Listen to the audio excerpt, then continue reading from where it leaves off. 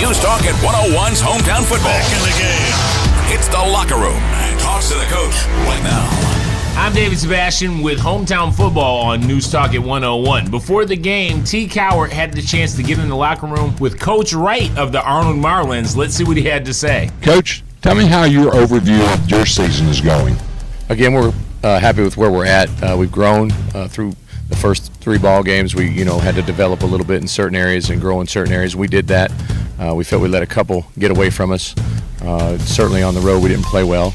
Out here, Bozeman tonight. It's on the road, but it's still at home. So we feel we're prepared for who we're playing, and I think we're primed for a great district matchup against Mosley tonight.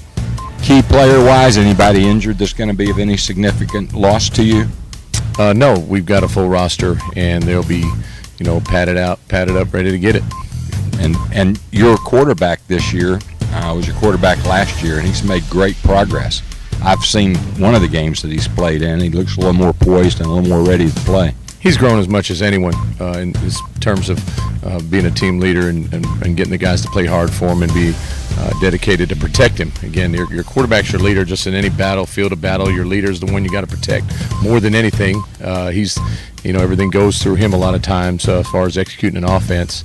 So I think we've grown in that area. He's grown in there, big steps. His accuracy has improved.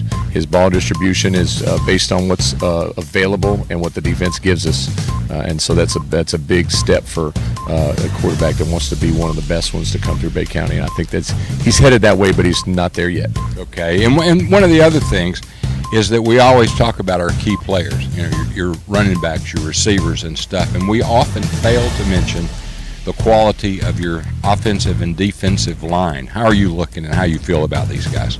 I've always felt that we're only as good as our offense and defensive lines. I think we have potentially a big line. We've been a little bit of makeshift with some early season injuries, some discipline issues.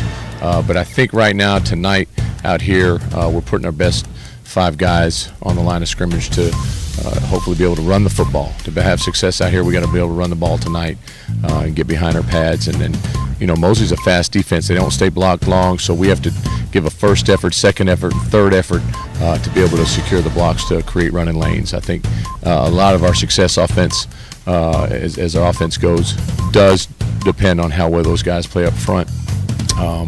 Flip it over to the defensive side of the ball. We entered the season with the most experience on our team on our defensive line, and it's shown. We've had a lot of great play out of our defensive front. The 2 bookends, Patterson and Stuckey, have been really exceptional at getting after the quarterback and getting the football on the ground. Interior D has been good with, again, our 2-way starter and captain, Jarrett Dutton. And then we're getting some good play out of, really tenacious play out of TJ. TJ's been amazing in the middle. He's quick. He's hard to block. He's another one of those guys doesn't stay blocked very long, but TJ Holmes has been exceptional for us inside, and everybody else trying to contribute. We use a little bit of Mike Johnson at times, and he's been good. He's been as good as a D lineman as been an O lineman, but that's what you get out of a potential D1 prospect. Should be able to play anywhere on the field. So again, we know for us to have success, we've got to be great at those 2 areas.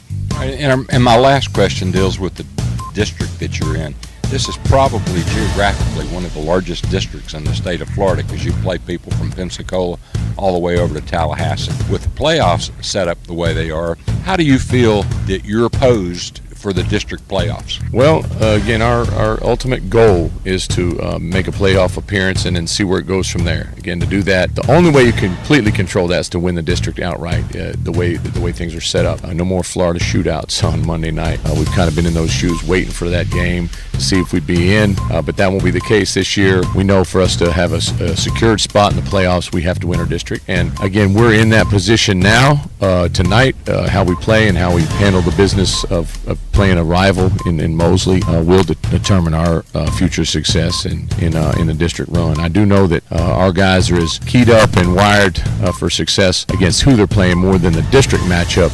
Again, but our ultimate goal is to be a playoff team, which is a strong goal of this program. Coach, you've done a good job with your players and with this team. I've watched it as your leadership has evolved, and the players seem to think well of you, and you've got some great assistant coaches. And so all I can do is wish you the best of luck and let you know I always say, go Marlins. We appreciate it. Again, we're doing the best we can. I think we got a great staff, and you hit the nail on the head there. It does start with your assistants, and that's what the position coaches get these kids to play and really dig deep. And I think they've done a good job with that. And I've just been in the fortunate position of being able to orchestrate a line and get those people in the right positions, and hopefully get the players in the right positions, and hopefully give our community something to be proud of past what we're doing on the field. Hopefully. That was T Cowart reporting to you from the locker room with Coach Wright of the Arnold Marlins. Excellent job, T. We'll be right back with more of the pregame show. It's Hometown Football on News Target 101.